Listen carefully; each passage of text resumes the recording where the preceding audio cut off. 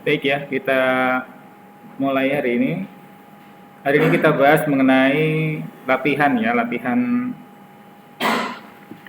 use case description ya. Use case description ini sudah kita bahas minggu lalu,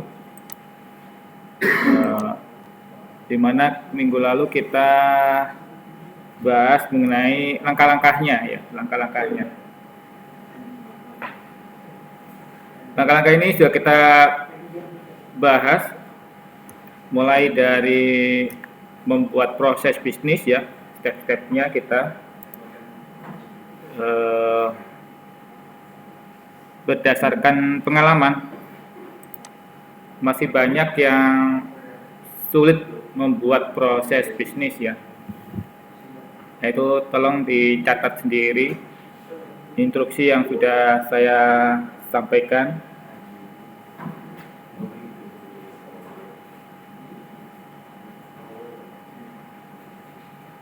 Dan tahapan-tahapannya secara global ini ya, ada berapa ini? 8 langkah ya, bukan 6 ya, 8. Tapi sebenarnya masih kurang ini ya, karena kita bahas adalah ADPO ya, analisis desain ya, maka ya biasanya sampai kelas diagram. Tapi kadang setelah analisis ini ada lanjutan lagi yaitu antarmuka. Kalau antarmuka kita serahkan pada desainer ya. Tahu desainer ya? Nah, desainer ini sudah ahlinya dalam desain. Dia akan nangkep antarmuka apa saja yang ada di sini. Jadi tugas kita sebagai analis ya sudah selesai biasanya sampai di sini. Selanjutnya diserahkan kepada desainer. Terus terang desainer itu punya keahlian khusus yang tidak dimiliki oleh analis ya, oleh programmer. Programmer akan pusing kalau dia sekalian mendesain ya, karena beda ya. Dan hasil desain dari programmer biasanya kaku ya. Ya, silakan. Biasanya kaku, oleh karena itu keahlian yang penting juga adalah diserahkan kepada desainer. Saya kemarin desain poster ya, desain poster itu bikin frustasi juga karena kalau dibandingkan dengan hasil karya desainer anak-anak SMK ternyata kalah jauh. Ya, kemarin tuh bikin poster lihat, loh kok jelek betul gini punya saya kaku gitu. Wes gak apa-apa wes, penting aja, penting jadi, penting orang ngerti. Jadi kalau dibandingkan dengan yang pro gitu ya jauh banget lah rasanya kayak apa. Soalnya mau desain lebih rumit lagi nggak ada waktu, malas juga, wah susah juga belajarnya. Oleh karena itu kita sampai di kelas diagram saja ya. Baik, kita sudah sejauh ini sampai pertemuan ini kita sudah bahas mengenai use case diagram dan activity diagram. Dan ada use case description, langkah kelima ini ya. Mari kita latihan minggu lalu ya. Di pertemuan-pertemuan sebelumnya kita, kalau dicontoh ini kompleks banget ya. Nah, kita pakai yang sudah kita kerjakan kemarin, yaitu ini apa namanya, peminjaman, sistem peminjaman. Saya masih ingat di sini, di kelas ini saya beri contoh pembahasan single user ya, soalnya single user ya. Kalau kita lihat di Lentera, cek dulu ya di Lentera.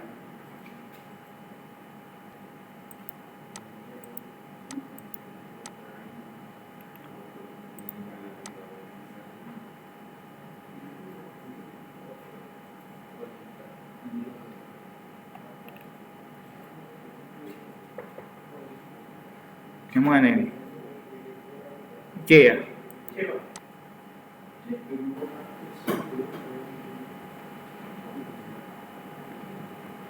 Iya, kuis.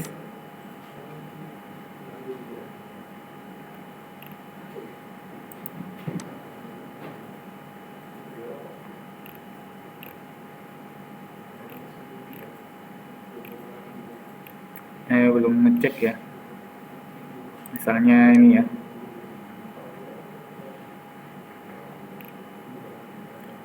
Ya, di soal Anda ini single user ya. Nah, tapi di soal sebelah multi user. Nah, jelaskan dulu. Jadi Anda ngerjakan itu harus sesuai dengan soal ya. Perhatikan, jangan sembarangan.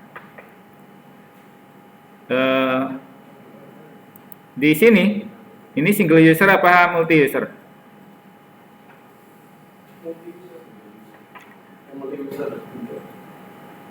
Multi user.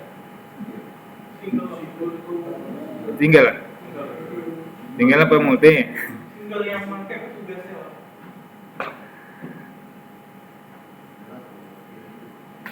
Yang menggunakan tugas anggota mengasihkan ke data tugas.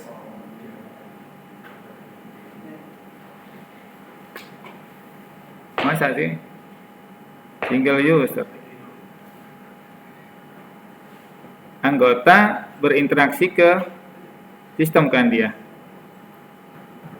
Misalnya ini anggota mendaftar, punya kartu apa enggak gitu ya. Kalau punya kartu dia langsung bisa pinjam buku. Kalau belum punya kartu dia daftar dulu kan.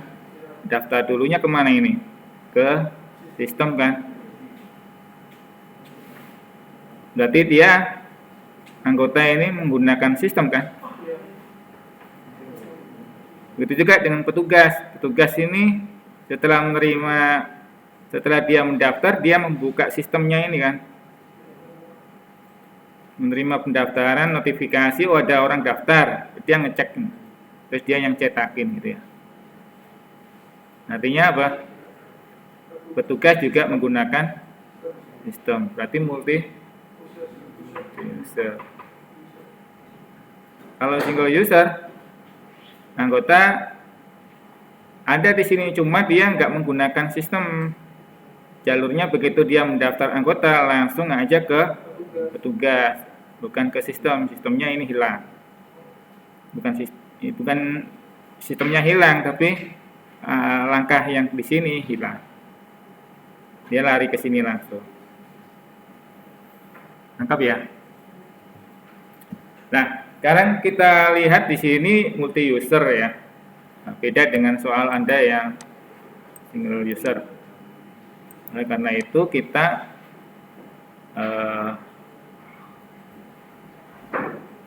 ini proses bisnisnya kita tulis ya sini ya, supaya nggak bingung. Proses bisnis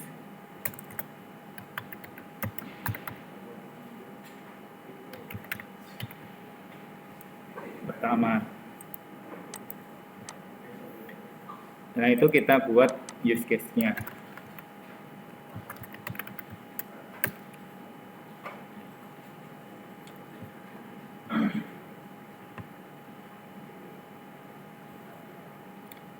Nah, minggu lalu kita sudah bahas mengenai notasi yang ada di dalam use case.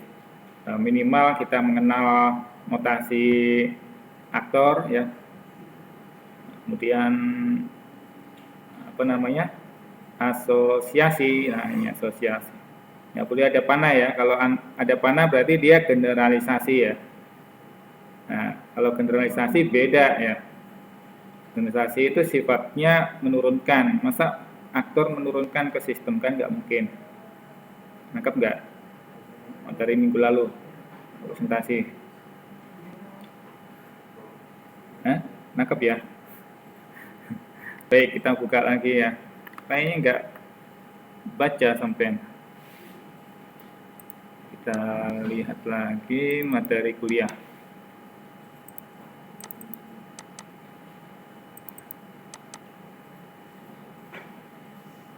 use case ini.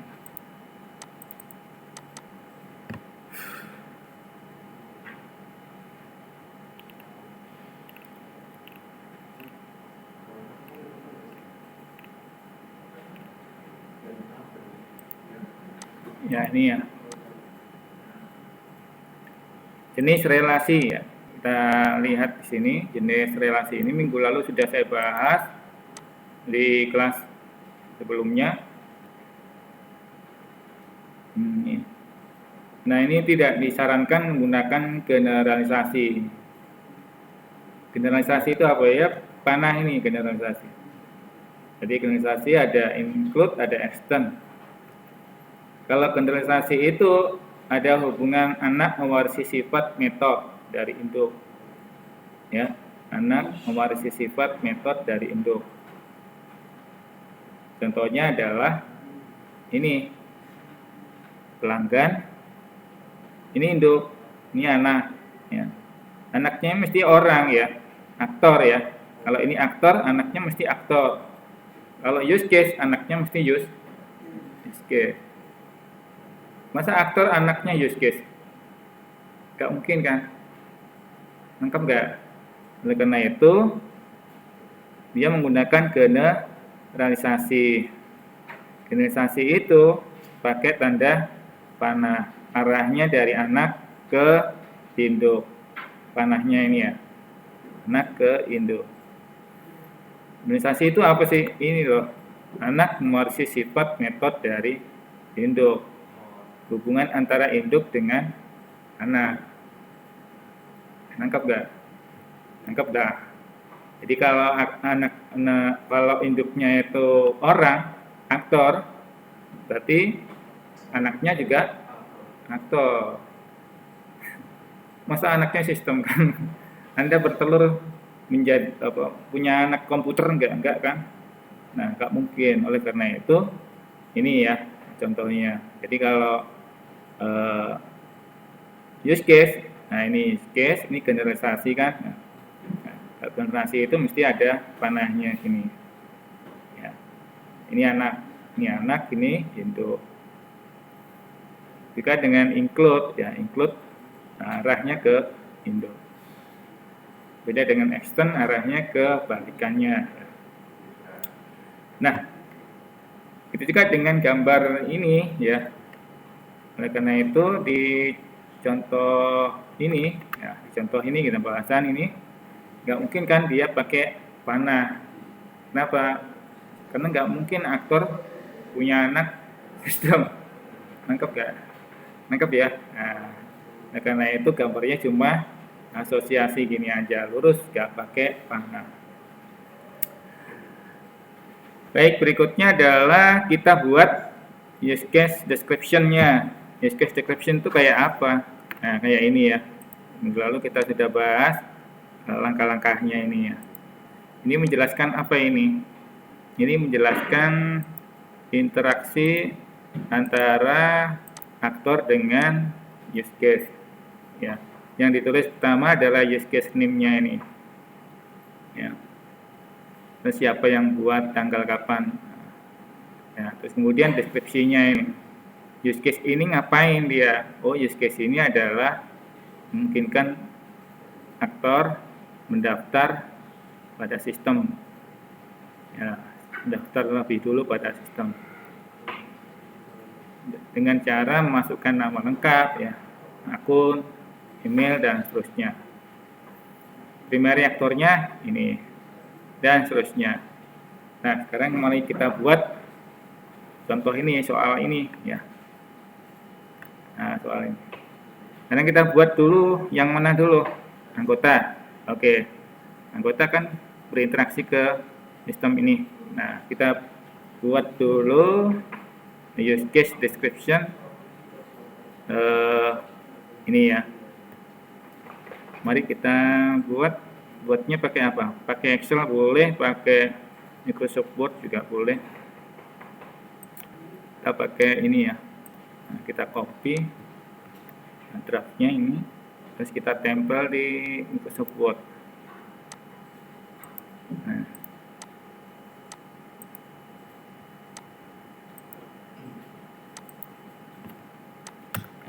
Word. Nggak bisa dipanggil. Ini error.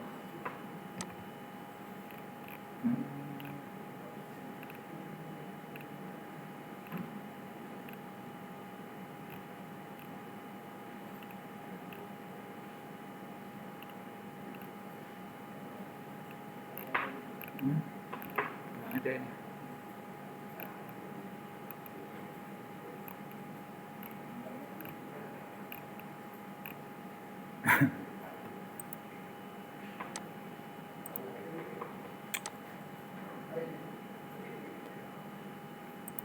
Ini aja deh.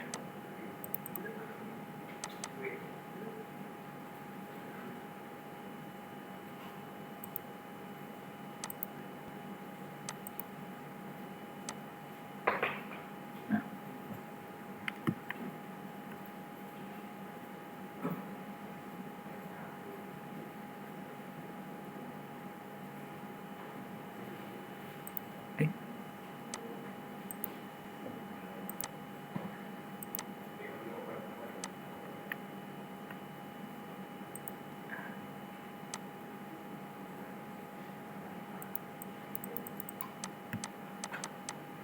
Oke, apa Excel ya? Oke, Excel lebih enak ya.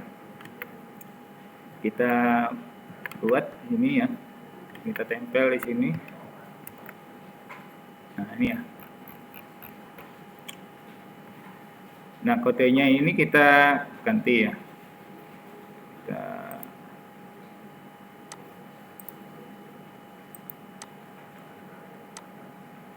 Anda yang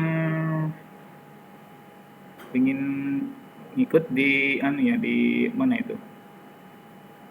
Di Lentera ya, modulnya ya. Silakan diambil.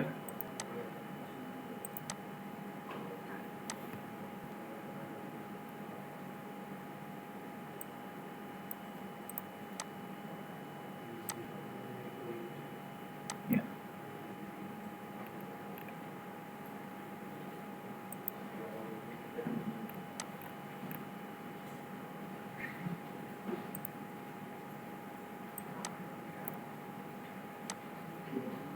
Kok jadi hancur ini?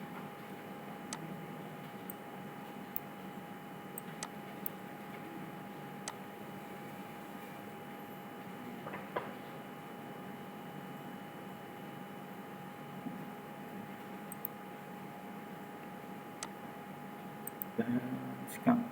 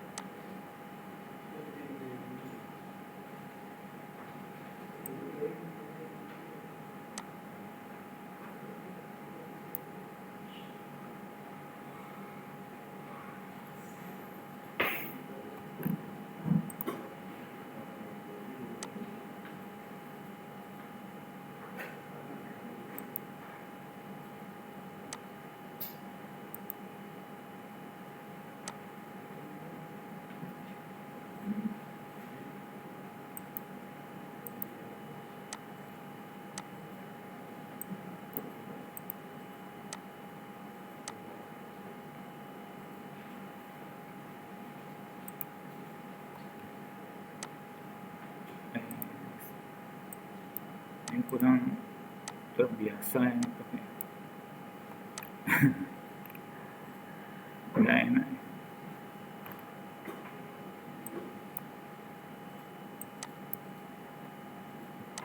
Nah, susahnya ini kita buka Excel aja deh.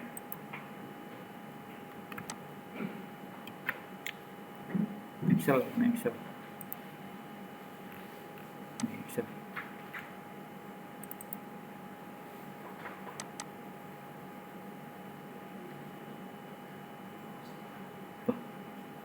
Kok ini? Apa ini?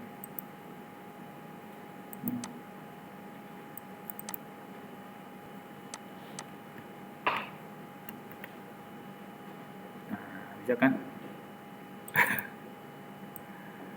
Excel cepet ya.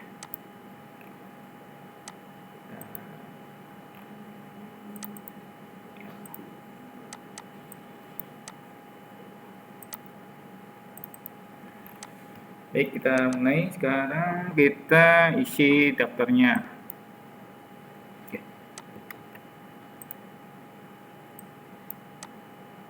Gedein dulu. Ya, use case ID ini kita kosongi dulu, nggak apa-apa, atau dikasih tanda ya. Jadi di soal mana soal? Ini. Nah, ini di sini sebaiknya dikasih kode ya, kode 1 misalnya gitu ya, merekam pendaftaran. Ini kita kasih 2 gitu ya, hanya untuk kode aja. 3.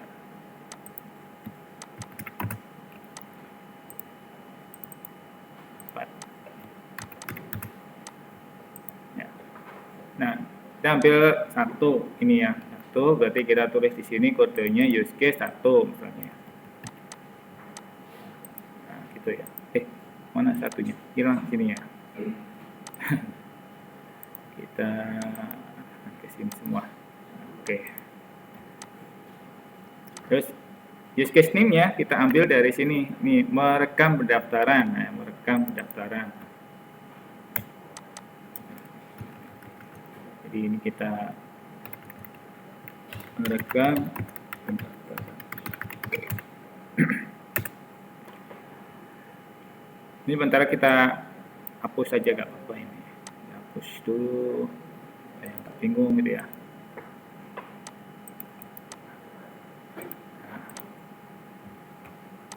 Terus ini diganti ya, kita hapus. Deskripsi itu tentang merekam pendaftaran itu untuk apa gitu ya. Jadi kita lihat proses bisnis. Merekam pendaftaran ini untuk mendaftar pengguna anggota, calon anggota memiliki kartu anggota, kartu. Jadi fungsi untuk merekam data anggota perpustakaan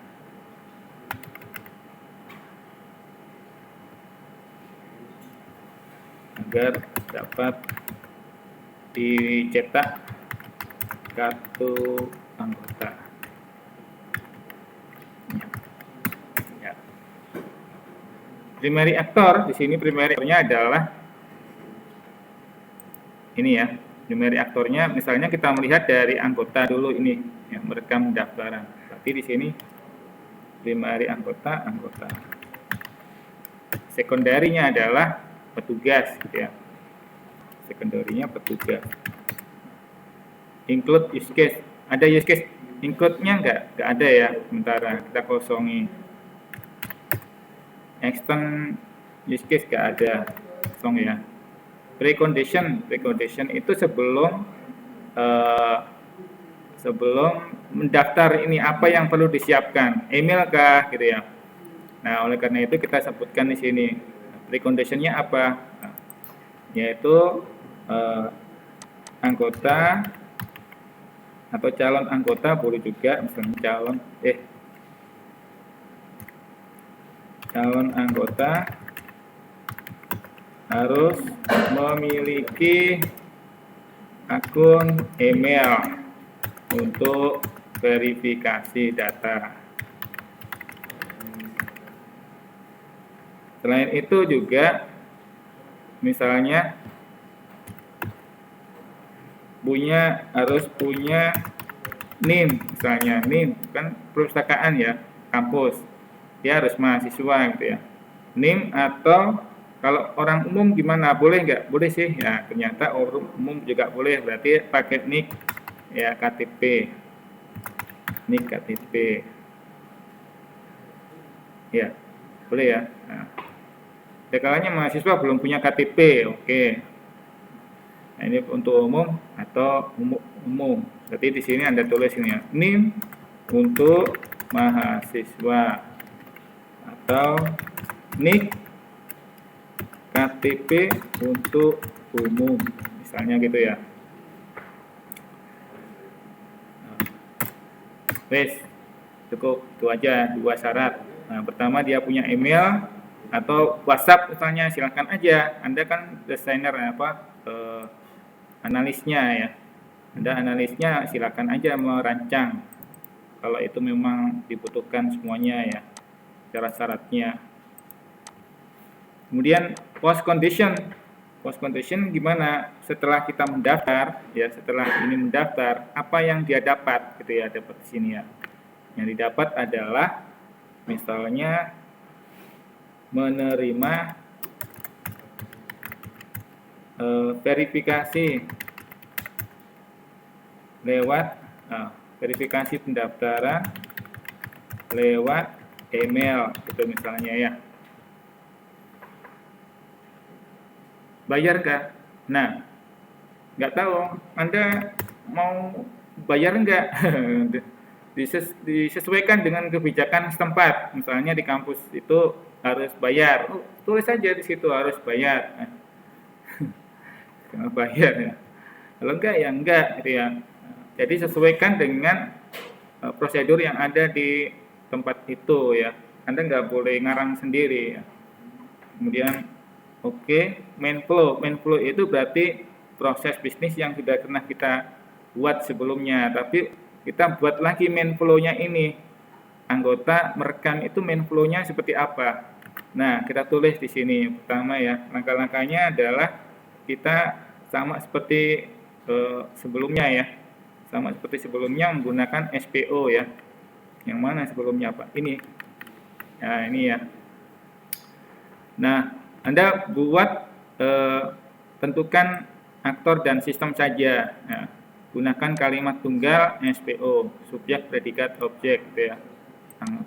Anggota mendaftar, anggota perpustakaan. Nah, ini ya. Jadi ini SPO-nya. Nah, SPO ya. SPO. Mari kita buat sekarang prosedurnya di sini. Kita tulis 1 dulu. 1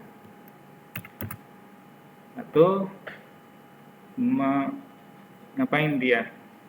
Mendaftar. Berarti aktor ya. Nah, anggota memasukkan data email, nama, ya. Terus apa? NIM kalau mahasiswa ya, atau ID gitu ya. Boleh juga ID identitas, NIM boleh, atau NIK gitu ya. Terus alamat gitu ya, dan seterusnya, jenis kelamin, prodi, dan seterusnya. Nah, berikutnya adalah ngapain dia? Sistem. Ingat ya, kita harus pakai ini ya. Yang ditulis adalah, nah ini. Nanti di sini reaksinya sistem gimana? Sistem bereaksi ya. Sistem menerima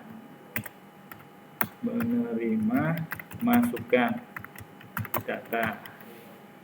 Jadi yang kita sebut main flow itu yang lurus saja.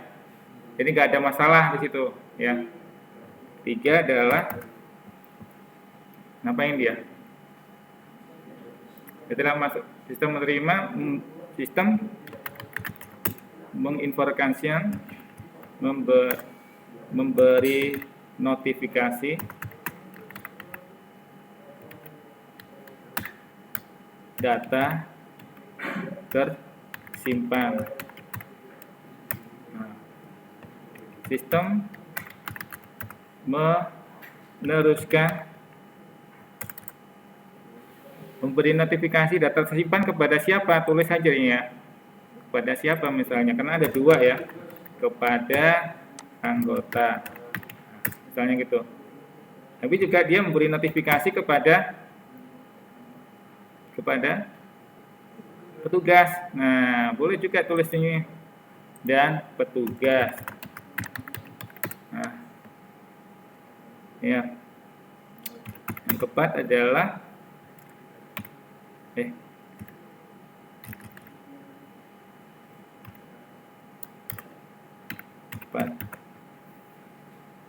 setelah itu petugas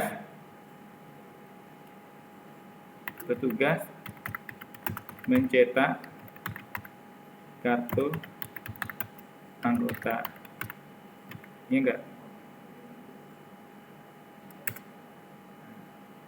Terus selesai ya? Selesai gimana? Anggota menerima kartu anggota. Masih nambah lagi? Anggota meminjam buku. Tapi belum meminjam buku kan sudah selesai. Berarti ini merekam pendaftaran kan? Nah, meminjam bukunya di proses berikutnya. Ini ya. Oh, mencetak kartunya ada sendiri ini. Sampai di sini ya. Ini ada sendiri berarti ya. Menerima kartu ini sudah selesai berarti ya. Nah, ini ya. Sampai di sini aja masukkan. Berarti ini aja berarti nggak cukup ini.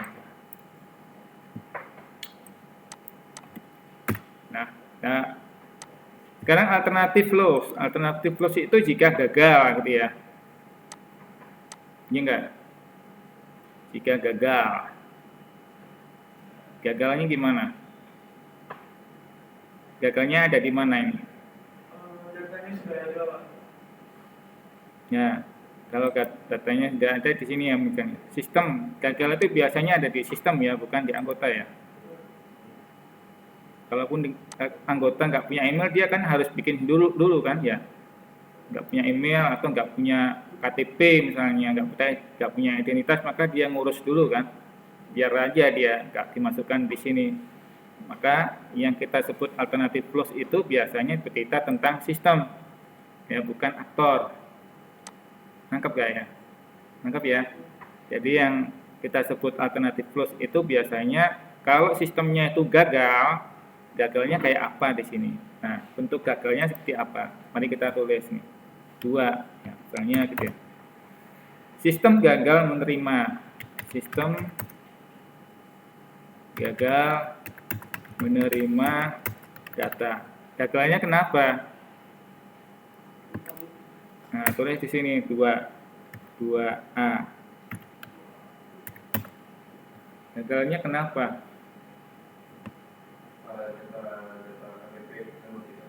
Nah, misalnya gini, email tidak terkirim, misalnya email tidak terkirim ke email penerima. Pernah nggak gitu ya? Anda ngecek nggak muncul gitu ya. Apa solusinya?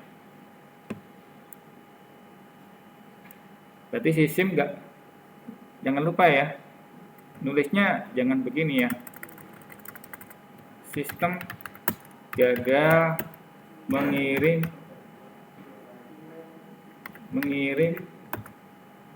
email kepada anggota. Nah, gini nulisnya ya. Tapi apa? Ini berarti ini A ya. B-nya apa? Kalau gagal mengirim, dicek anggota memeriksa email di kotak spam. Barangkali ya masuk ke spam. Barangkali dicek muncul nggak di situ. Kalau nggak muncul, apa itu ya? Anggota melapor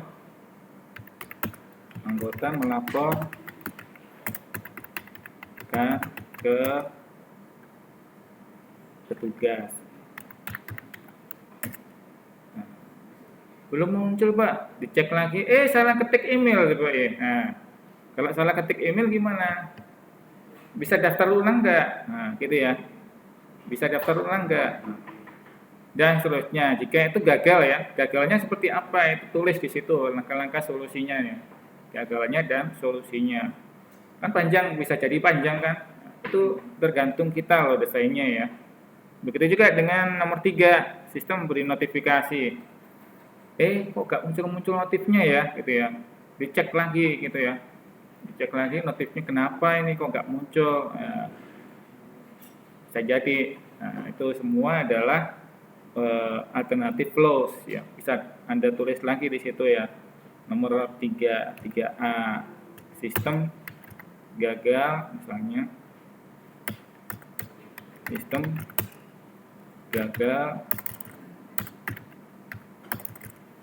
gagal memberikan notifikasi kepada siapa? Ke anggota kah?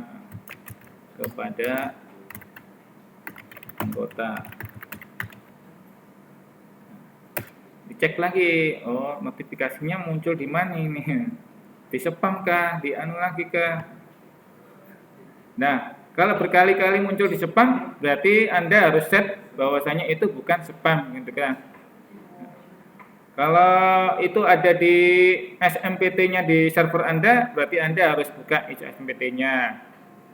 Dan seterusnya, dan seterusnya. Gagal-gagal seperti itu harus bisa diselesaikan. Solusinya bagaimana? Jelasin di situ di sistem. Gitu ya. Nah, solusinya itu bisa diberikan oleh petugasnya atau oleh Anda sendiri sebagai anggota, calon anggota, dan seterusnya. Artinya, bagaimana ada masalah di situ dan solusinya tulis di bagian alternatif flows ya. Jadi alternatif flows itu biasanya ya soal gagal-gagalnya tadi. Nah, ini yang kita sebut sebagai description untuk merekam pendaftaran. Berikutnya kita buat lagi di sini. Nah, jadi saya bikin lagi di sini bagian bawah ini ya. Nah, yang mana ini Pak? Nah, berikutnya adalah yang ini, mencetak kartu anggota. Ini berarti tulis 2 ini. Mencetak kartu anggota. Mencetak kartu anggota ini apa? Aplikasi yang berfungsi mencetak kartu anggota oleh siapa? Petugas kah? Oleh anggota sendiri? Masa petugas? Masa anggota sendiri? Biasanya anggota sendiri ya. Dicek dulu di proses bisnis ya. Di proses bisnisnya seperti apa? Petugas menerima pendaftaran, sistem mencetak kartu anggotanya ya, sistemnya yang mencetak ya memang. Tapi siapa yang klik? Anggota sendiri kah atau petugasnya? Kita cek lagi di sini di prosedur. Nah, ini kayaknya petugas deh. Cek. Oh, petugas ya. Petugas yang mencetak kartunya. Jadi ada printernya di situ. Printernya dipencet, petugas berarti petugas ya. Tulis itu. Jangan berbeda. Ada kalanya kan yang cetak kan anggotanya sendiri kan. Kayak Anda pernah naik kereta api enggak? Nah, itu kan Anda nyetak kartu kereta api itu sendiri kan. Nah, tinggal masukkan ID pendaftaran, lalu kita masukkan situ, muncul cetakannya, print out-nya. Nah, bukan petugasnya. Nah, karena itu kita tulis di sini mencetak kartu Anda oleh petugas. Berarti petugas itu yang gunakan.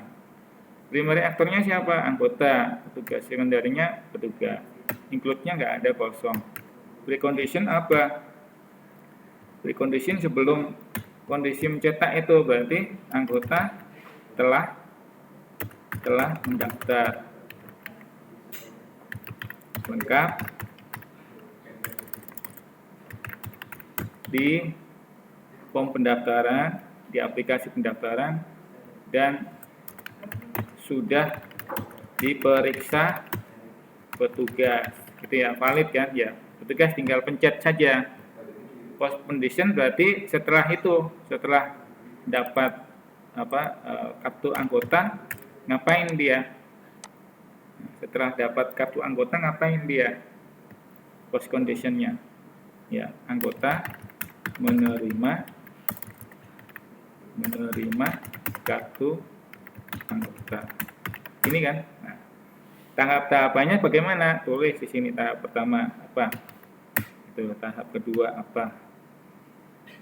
Tahap ketiga apa? Tahap pertama ngapain dia? Yaitu petugas ya. Petugas. Pertama anggota dulu nih. Anggota menerima notifikasi.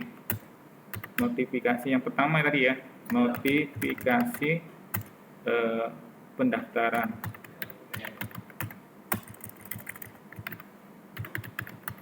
Nah, petugas juga menerima notifikasi pendaftaran.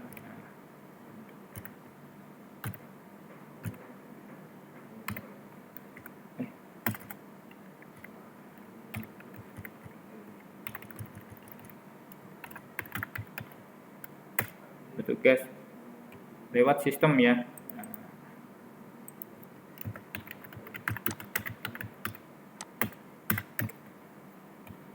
Petugas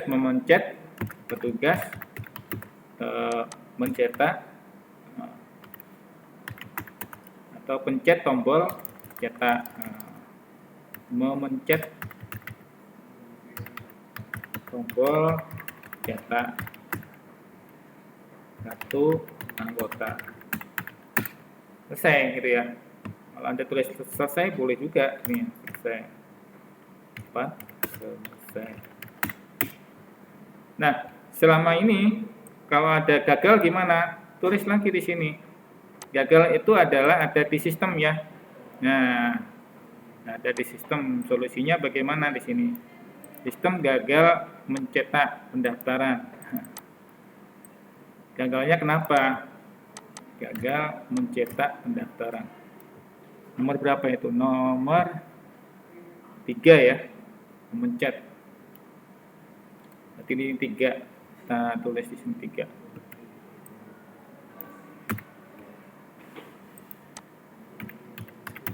Sistem petugas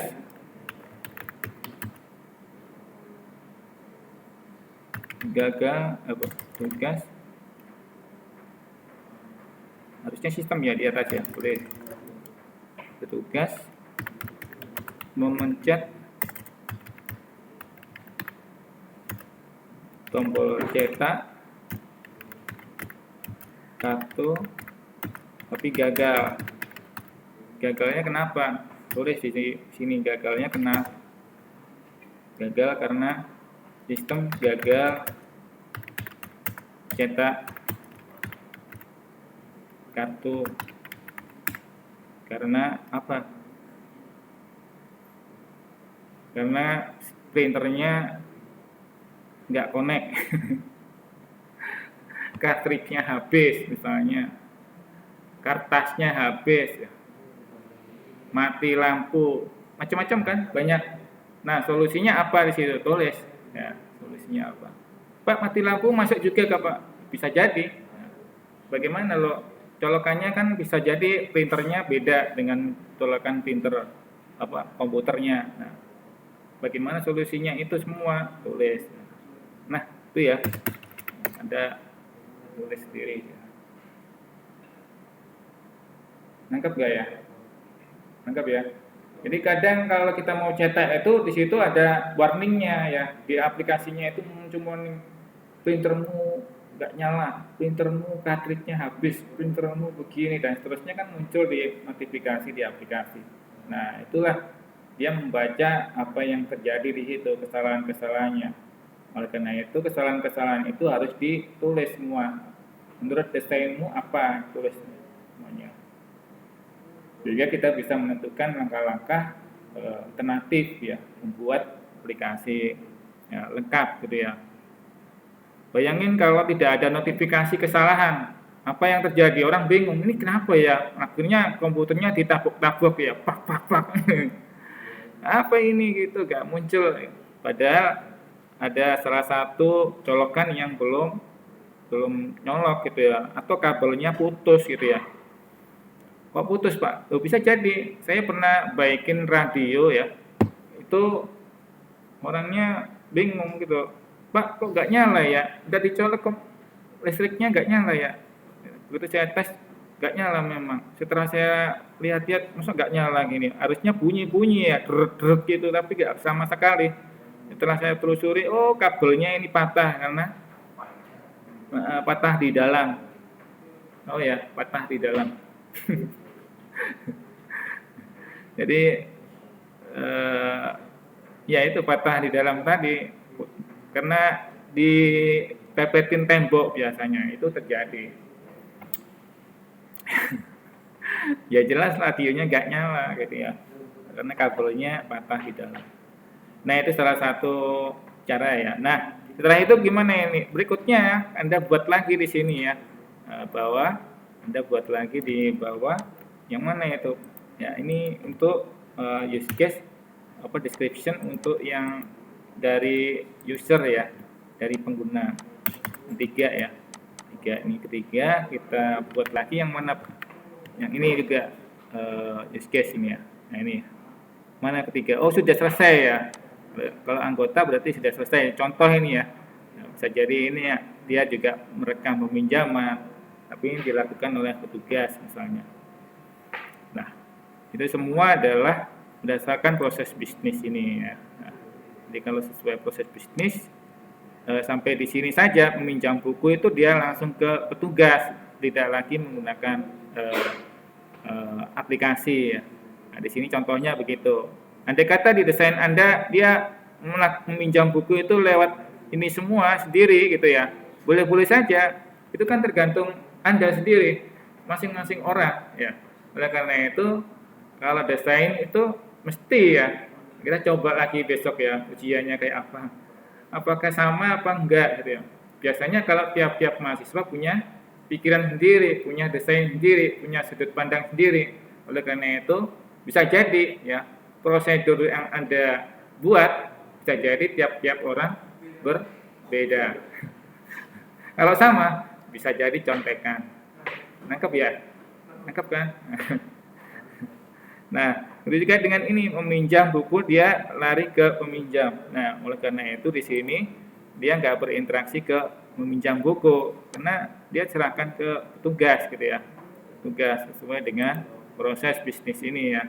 Nah, serahkan ke petugas. Dia nggak langsung menggunakan sistem. Oleh karena itu di sini hanya sampai di sini. Andai kata Anda serahkan semua ke sini, boleh-boleh saja. Semuanya tergantung Anda ya desain. Ya. Nah, yang jelas di sini harus juga dia berinteraksi dengan sistem. Setelah itu gimana? Nah, setelah itu ya terus kita buat ya. Nah, karena di sini untuk user sudah habis ya, untuk anggota apa ya sudah habis berarti Anda buat lagi untuk yang lain ya. Untuk siapa? Untuk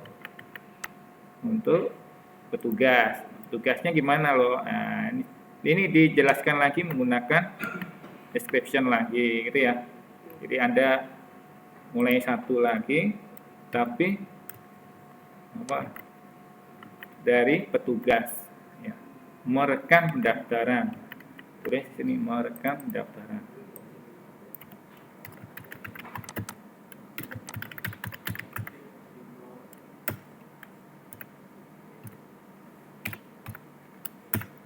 Aplikasi yang berfungsi minta kartu anggota oleh petugas. Berarti di sini ganti ya petugas. Di sini jadi anggota, itu ya. Tinggal dibalik. Nah, cuma prekondisinya gimana? Nah, prekondisinya petugasnya ya. Petugas harus ngapain dulu ini di sini. Ya, tulis. Kalau sudah gitu, ngapain dia petugasnya? Dapat apa dia? Nah, dapat notifikasi kah? Dapat apakah? Jelasin. Itu juga dengan main flow. Main flow-nya berubah. Ini nggak sama seperti yang ada di main flow anggota. Ya. Jadi petugas main flow-nya prosesnya jelas saja. Dia kan harus bagaimana syaratnya. Langkah pertama dia harus sebagai karyawan, misalnya gitu ya. Langkah pertama dia harus sebagai karyawan. dapat user, dapat tugas gitu ya, dapat penugasan sebagai petugas perpustakaan, baru dapat akun nanti di situ ya, dapat akun dan seterusnya sampai dia ngelola itu ya pendaftaran. Dia harus standby di mana gitu ya, di pojokan gitu ya, pendaftaran dan seterusnya. Dan tulis di sini langkah-langkahnya ya. Jadi di sini mulai dari sini adalah petugas ya, petugas bla bla bla gitu ya. Ada tulis diri tugasnya bla bla bla, petugas terus bla bla bla dan terusnya ini ya. Nangkep ya kira-kira yang mudah ya. Nah, misalnya besok ujiannya sampai di sini ya. Ujiannya sampai di sini. Jadi mulai dari proses bisnis ya. Saya kasih soalnya kurang lebih kayak gini.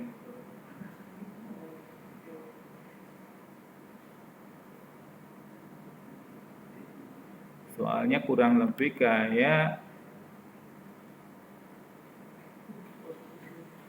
ya kayak kemarin TS itu ya.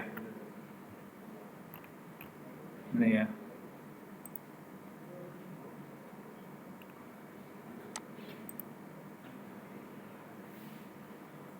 Nah, TS.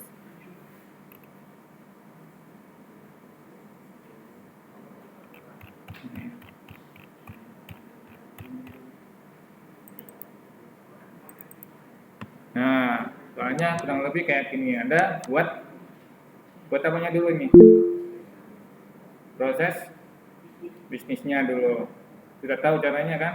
Sudah beberapa kali latihan ya. Nah, buat pakai rumus apa? Ya, rumusnya di atas itu SPO, aktor dan sistem. Cari sudut pandang itu.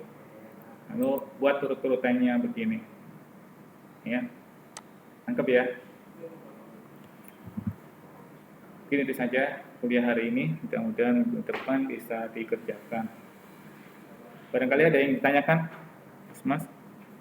Ya. Itu untuk template-nya itu ada di Lonjara. Belum ada kah? Belum ada. Saya lupa. Bentar, saya cek dulu ya. Nah, ini ya.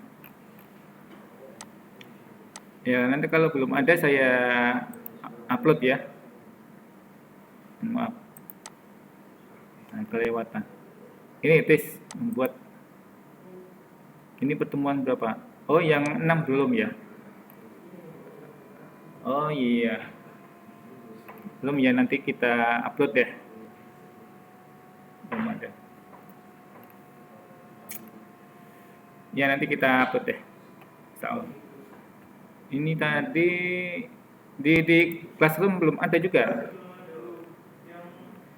Oh iya. Oh iya ya. Baik, nanti saya upload ya. Insyaallah. Baik, itu ada yang ditanyakan lagi setelah angkat tangan. Ditulis Mas ya, yang di online ditulis. Jangan angkat tangan, jangan nggak dengar di sini, nggak keluar suaranya. Tulis di sini ya. Ada yang tanyakan nanti sampai terakhir ini ya, sampai use case description. Jadi itu buat langkah-langkahnya Anda sendiri yang. Saya punya bank soal, mungkin tiap-tiap orang berbeda soalnya.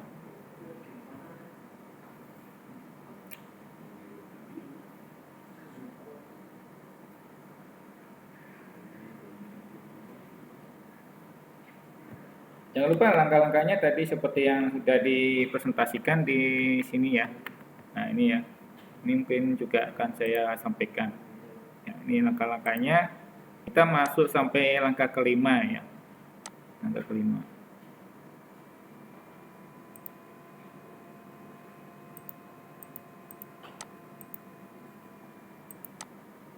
Ya. Jadi, nah, setelah UTS kita akan bahas langkah ke 6, 7, 8. Ada 6, 7, 8.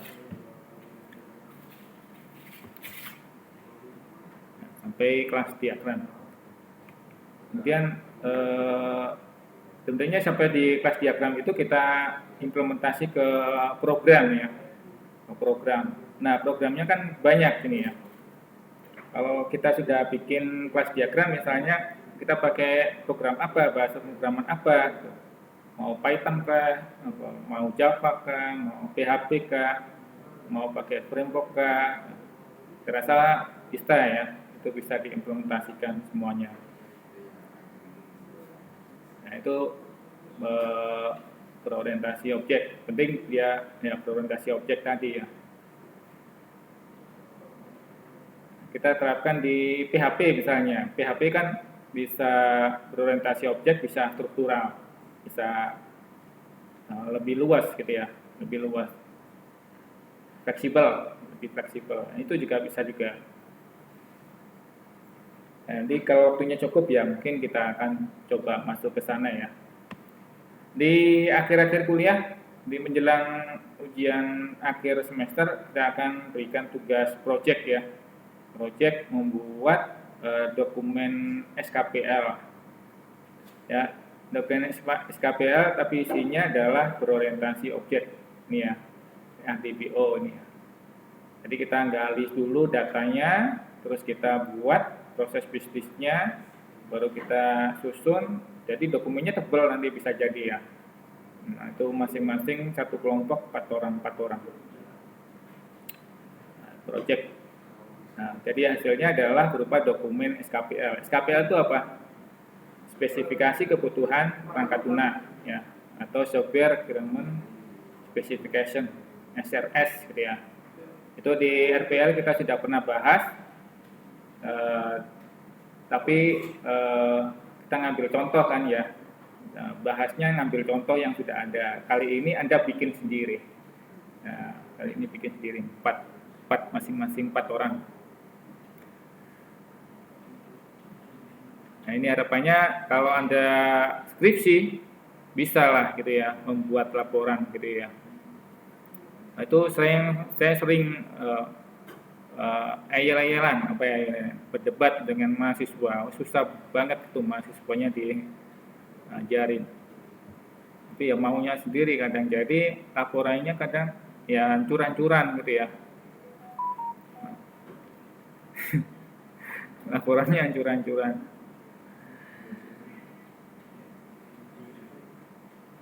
Yang jadi dilema itu saya nggak bisa keras ya, nggak bisa keras. Kenapa nggak bisa keras? Apa ya, mahasiswa di sini itu nggak bisa dikerasin, nggak bisa dikerasin. Nah, oleh karena itu kadang ya laporannya ya kurang bagus gitu ya. Anda melihat di laporan-laporan yang muncul di perpustakaan, misalnya dokumentasi skripsi itu memang nggak bisa dijadikan rujukan kadang. Karena kacau. Beda dengan yang di negeri, misalnya kalau Anda ke ITK atau ITS gitu ya, ITS. Nah itu nggak bisa, kalau memang nggak bisa ya nggak bisa sudah. Mahasiswanya bisa DO. Nah, karena itu mau nggak mau dia harus membuat laporannya benar gitu ya. Nah, oleh karena itu di laporan-laporan skripsi di ITS gitu ya, itu bisa kita pakai sebagai rujukan. Karena memang benar gitu ya. Apa langkah-langkahnya itu ya terstruktur lah gitu ya.